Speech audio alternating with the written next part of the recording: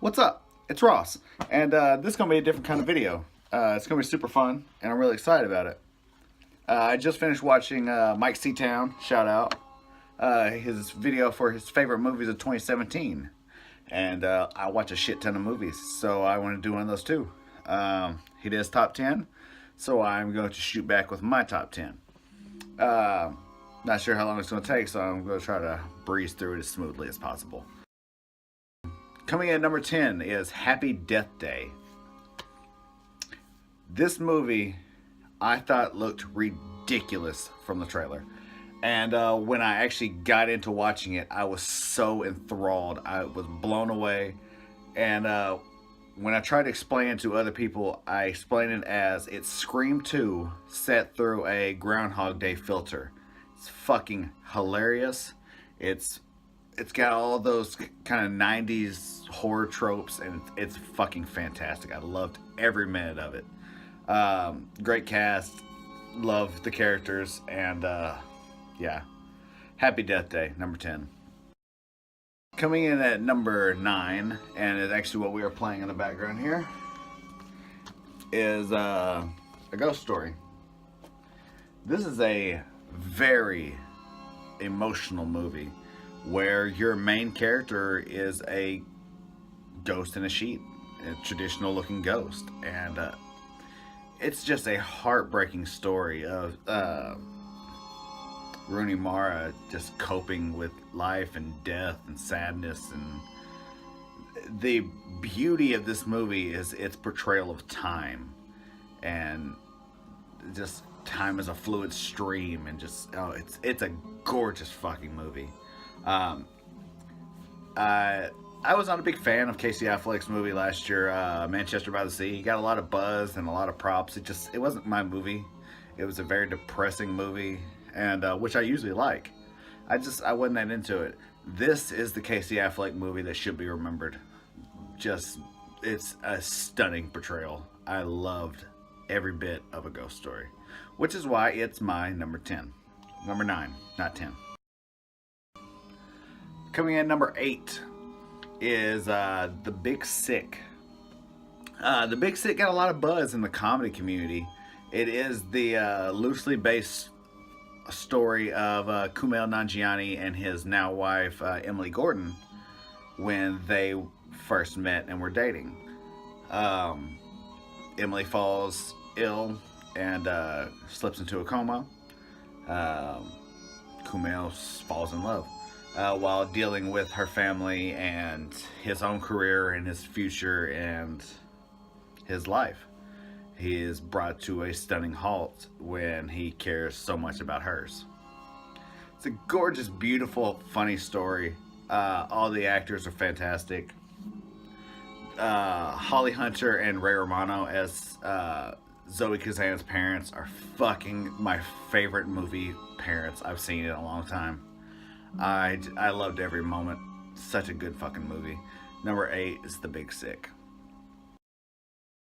Number 7, a movie that me and Mike Seatown shared, The Transfiguration. I watched this movie back in October, and I was absolutely blown away by it. I actually got the recommendation from Mike to watch this movie, and wow. It is one of those, it's a new trend of movies that I'm seeing, and the next one's one also, that I fucking love, where they're like gory dramas, where you get the teen drama vibe, but blood and guts. I love it, especially when it's done right, and The Transfiguration does it absolutely right. A young boy believes he's a vampire, is obsessed with vampire culture, and it's kind of a will he won't he as he starts falling in love with a girl. I'm not gonna give anything else away. It's a fucking gorgeous story. I believe it's still streaming on Netflix. Definitely go check it out.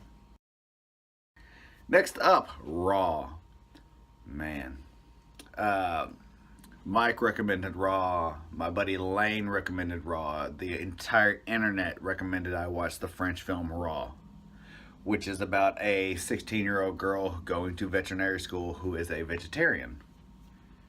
Well, during a hazing ritual, she is made to eat raw flesh of an animal. I believe it was a rabbit. And that sets off a chain reaction in her where she begins craving human flesh. It is a beautiful film. Absolutely stunning. Gurens Miller, I can't pronounce her name. I'm sorry. I'm so sorry. The main actress is amazing. Her style of acting, her emotions on her face, just lovely. Loved every moment. I went back and watched this movie immediately for a second time, and yeah, it's great. So that is Raw at number 6. Coming in at number 5 is The Disaster Artist, the new film by James Franco, starring James Franco as Tommy Wiseau, the infamous director of The Room. This movie was based on the book by Greg Sestero, who portrayed Mark in The Room, and is played in the film by James Franco's brother Dave. This movie absolutely stunned me. I've never seen The Room all the way through. I've seen bits and pieces of it, but from what I've seen, it is a god-awful movie. But somehow James Franco has made a brilliant movie out of something that was that. It's a midnight cult movie at this point. We all know, but The Room is a god-awful movie. And James Franco honestly is probably going to get the Oscar nomination for this movie. Most like probably as lead actor, but definitely as best picture and best adapted screenplay. Yeah, this movie is just fantastic, and all the actors' portrayals were fantastic. Everything was just great, hilarious movie. Yeah, that's all I really need to say about that. And now we're going to move on to my number 4, which is The Florida Project. This is probably the most emotional movie I watched all year.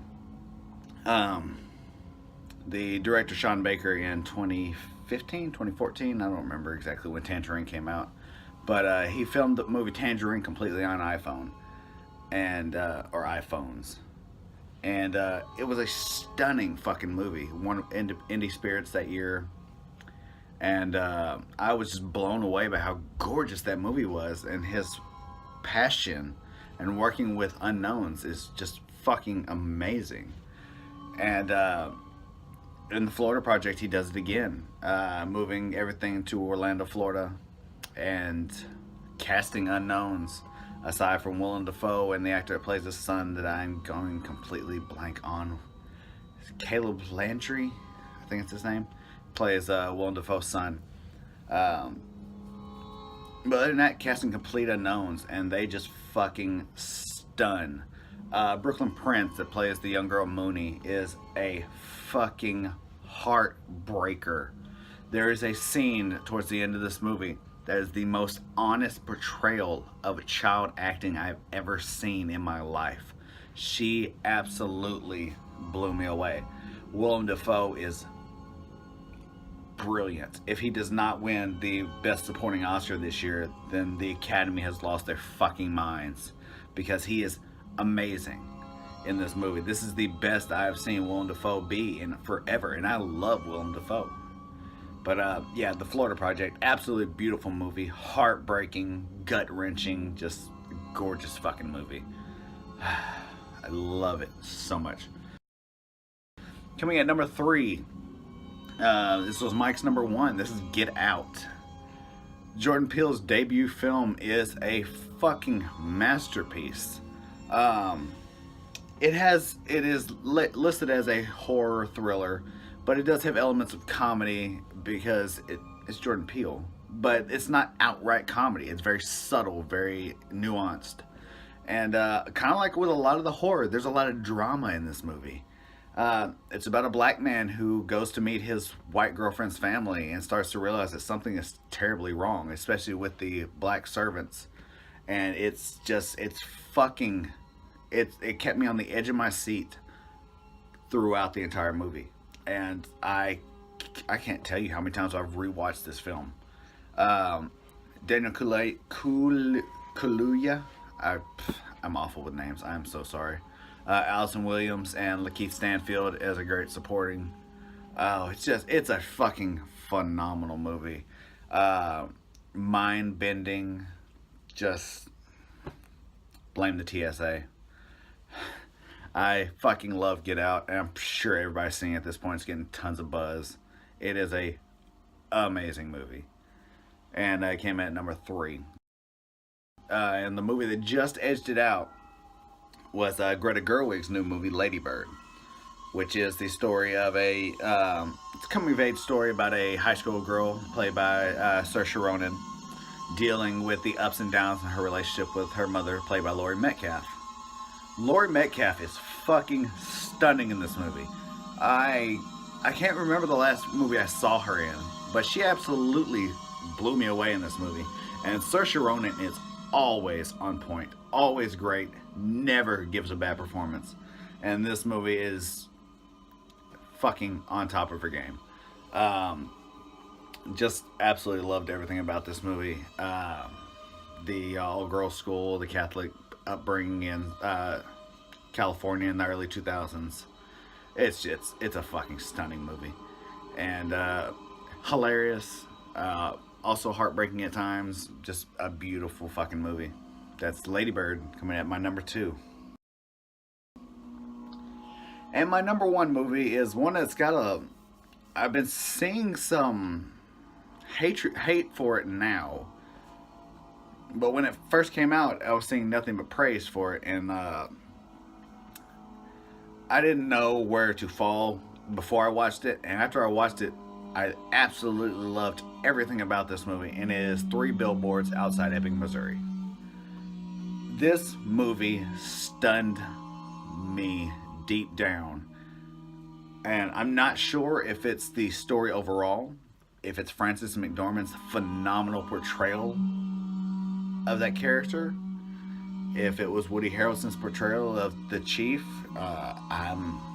There's just so many different elements of this movie that I absolutely adored, and it's a fucking phenomenal film. It was directed by Mark Madonna, who was a playwright and movie director. He did the films In Bruges and Seven Psychopaths. And man, this film, like I said, just something about it just hit me deep down. It is about a mother seeking retribution for her daughter being brutally murdered, and the police doing absolutely nothing about it. In her words, the police are too busy beating up black men to actually spend time doing real police work. And it's Sam Rockwell supporting as the idiotic deputy, Woody Harrelson playing the chief, Willoughby, and Frances McDormand is going to win the Oscar. She fucking I keep saying stunned, but she absolutely blew me the fuck away. And I know this is a Martin McDonough movie, and I know it has the vibes of his other movies, but straight up, no bullshit, this felt like a Coen Brothers movie to me. It is dark, but it is funny, and it has humor in all those wrong moments. And there's a tracking shot towards the end of this movie that just follows the Sam Rockwell character, and it's fucking gorgeous shot. Caleb Landry from the Florida Project is also in this film. Yeah, really fucking good. That is my number 1, 3 Billboards Outside of Missouri. I left off comic book movies off this list and Star Wars movies because those are my bread and butter. I love and watch all of them. So I usually do a separate list written somewhere. Probably my Facebook or Instagram or something of my favorite comic book movies of the year. But I always leave those off this list because it's unfair. But my favorite comic book movie of the year was Logan, because it is a gorgeous fucking Western shot beautifully by James Mangold. And just a lovely story. But yeah, I guess that's it. I'm going to try to edit this a little bit and see if I can't throw some movie posters in it. But I'm going to end this right now. And listen in the background is the soundtrack to A Ghost Story, my number 9 movie of the year, by Daniel Hart. It's his band Dark Rooms.